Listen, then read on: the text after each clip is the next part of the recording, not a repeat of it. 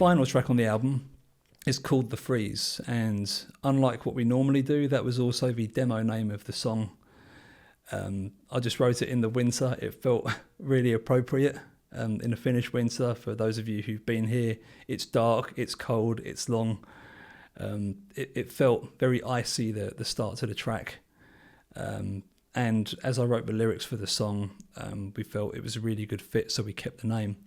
This one I started writing in between the two halves of the tour we did for Apocalyptica and Epica last year. We were back in Finland for most of February. I think we were here for maybe 3 weeks or something. And I had the first idea, like the first two ideas up to the kind of tempo slowdown from a session long ago I'd done. And from there, the structure, I got it nearly all the way to the end during this period. So that was the most kind of intense period of working on the composition as a whole. And I just had this vision where it's quite a heavy album. Like this is, I've said it a lot in interviews and it's true, this really is our metal album. But rather than starting from really big, I wanted to start with something really small and let the thing grow, because when you get to the point where kind of everything comes in and we turn the click off and Suntory is just grooving, I think it feels extra heavy because of that contrast. Harmonically, I'm constantly trying to challenge myself to avoid the simplest choice for harmony in chords, because this is probably something only nerds like me who write music in this genre for a living think about. But I think often we rely on the same super safe chord sequences, the tried and tested ones. And for good reason. They're really, really good, and I've used them too. So this is not me trying to throw shade at anybody.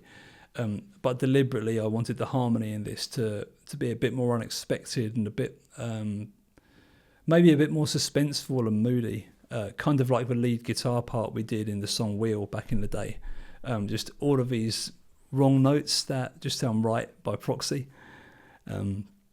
As it goes on, but we got to the end in the studio where we hadn't recorded the drum solo part, and we hadn't recorded the drums for the bit preceding it. So kind of the heavy part ends and you've got this sort of laid back section, which is, it doesn't feel very laid back to play because the time signature is so ridiculous, but it lets the song breathe for a moment.